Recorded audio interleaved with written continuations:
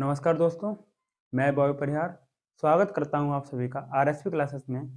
और आज का जो हमारा टॉपिक है वो है गैसों की द्रव्य विलेयता का हेनरी का नियम।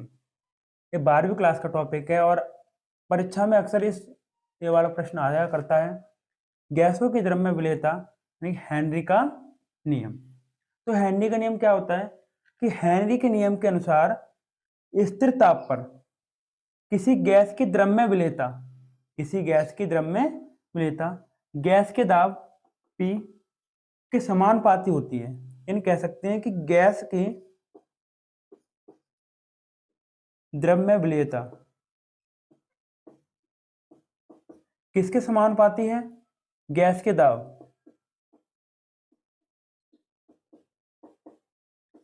दाब P के समानुपाती है। यानी कि गैस की द्रव्य विलेयता दाब के समानुपाती है।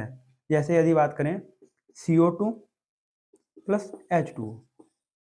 अब ये क्या है? द्रव है और ये क्या है? CO2 गैस है। यानी कि यहाँ पे क्या है? विलेय और H2O क्या है? विलायक। अब जैसे H2O में क्या घुलना है? CO2 घुलना। तो जितना ज्यादा दाब डाला जाएगा तो वही तो उतनी ही विलेयता अधिक होगी।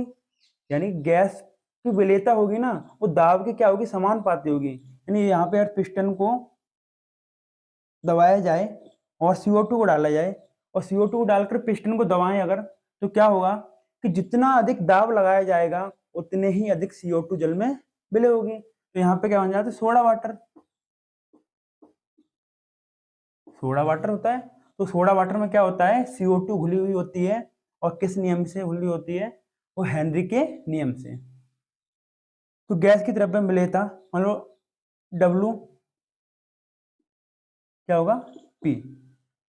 W ये क्या है? गैस की द्रव्य विलेयता और P क्या है? दाब। यानी विलेयत पदार्थ क्या है? ये क्या है? W विलेय गैस और P क्या है? दाब। P क्या है? दाब।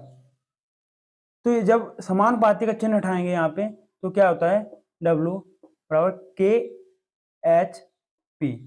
अब यहाँ पे एक स्थिरांक आएगा, वो कौन है? KH। अब KH को क्या बोलते हैं? हेनरी स्थिरांक। KH क्या है? हेनरी स्थिरांक। ये KH क्या है? हेनरी स्थिरांक। अब हेनरी स्थिरांक अलग अलग गैसों के लिए अलग अलग आता है। जैसे गैस है हीलियम, सम स्थिर ताप पर यानी कि 293 केल्विन पर इसका जो KH का मान है वो कितना है? 144.9797 क्या है? KH का मान है k बार। तो यानी कि जितना अधिक KH का मान होगा उतनी ही विलेयता क्या होगी? कम होगी। ध्यान रखना कि जितना अधिक KH का मान होगा उतनी ही विलेयता कम होगी। और जितना कम KH का मान होगा, KH का मान कम, तो विलेयता कैसी होगी? अधिक। विलेयता अधिक। यदि KH का मान यानी हेनरी स्थिरांक का मान कम हुआ तो विलेयता कैसी होगी? अधिक होगी। अब बताओ यहाँ पे सबसे कम KH का मान कहाँ पे है? KH का मान देखो, ये रहा मीथेन के लिए 0.413। तो यानी कि इसकी विलेयता द्रव में अधिक होगी। और यदि फिर देखें कौन है? CO2 कितना है इसका? 1.67। एक हेनरी स्थिरांक का मान है इस CO2 के लिए 298 केल्विन पर। तो ये वाली जल्दी घुलेगी भाई। यानी कि जल्दी विलय कौन होगा? जिसका KH का वैल्यू कम हो, यानी हेनरी स्थिरांक का मान। अब पढ़ते हैं गैसों की द्रव्य विलेयता यानी हेनरी के नियम की सीमाएं। हेनरी के नियम की सीमाएं क्या होती हैं कि हेनरी का नियम बहुत निम्न ताप पर, यानी ताप कम हो तो लागू नहीं होगा। यदि ताप कम कर दिया जाए तो हेनरी के नियम लागू नहीं होगा, यानी गैसों की द्रव्य विलेयता है वो नहीं होगी। हेनरी का नियम बहुत उच्च ताप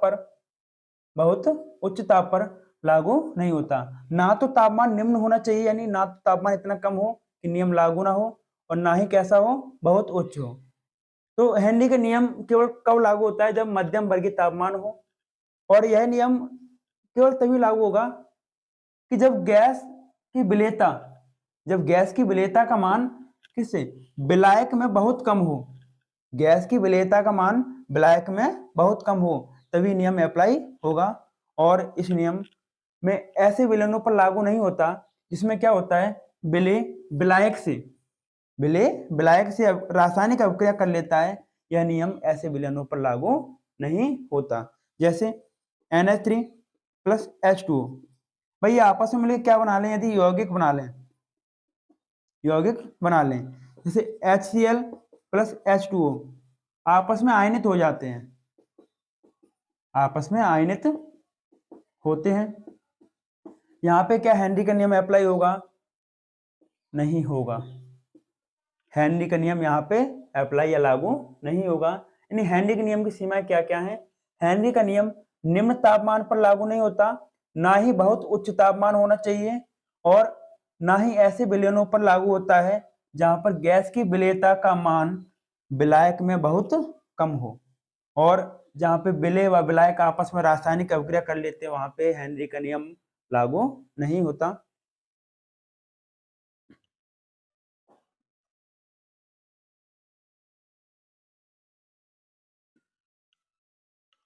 अब पढ़ते हैं हेनरी के नियम के उपयोग। हेनरी के नियम के उपयोग, तो हेनरी का नियम का उपयोग क्या है कि सॉफ्ट ड्रिंक,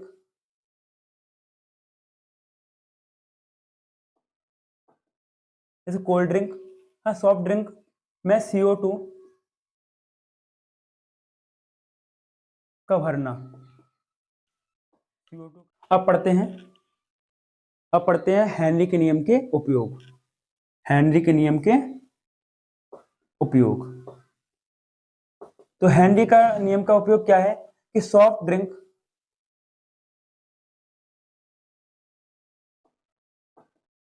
जैसे कोल्ड ड्रिंक, हाँ सॉफ्ट ड्रिंक में CO2 का भरना, CO2 का भरना, यानी कि कोल्ड ड्रिंक में CO2 भरी जाती है, तो हेनरी के नियम के तरीके से भरी जाती है कि सॉफ्ट ड्रिंक में CO2 का भरना। और दूसरा उपयोग क्या है, गहरे समुद्र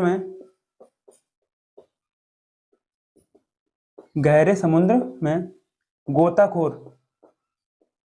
गोताखोरी करने वाले व्यक्तियों या गोताखोरों के श्वसन मिश्रण में O2 के साथ हीलियम मिलाई जाती है या मिश्रित की जाती है,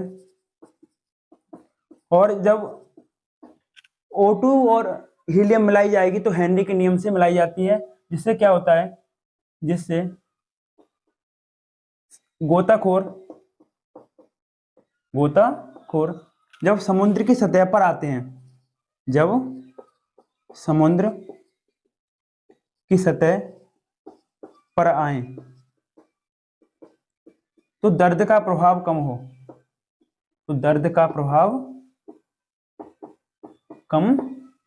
हो।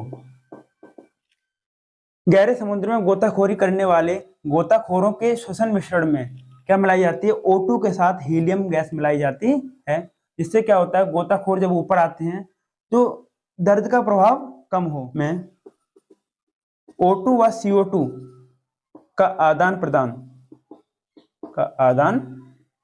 प्रदान भी कैसे होता है, हेनरी के नियम से। हेनरी के नियम से क्या क्या उपयोग है, सॉफ्ट ड्रिंक में या कोल्ड ड्रिंक में क्या मिलाई जाती है, CO2 मिलाई जाती है, तो किससे मिलाई जाती है, हेनरी के नियम के उपयोग से।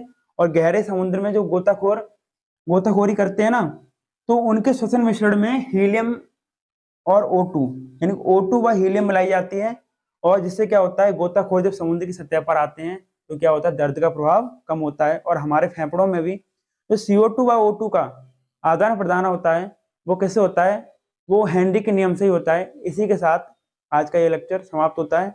धन्यवाद।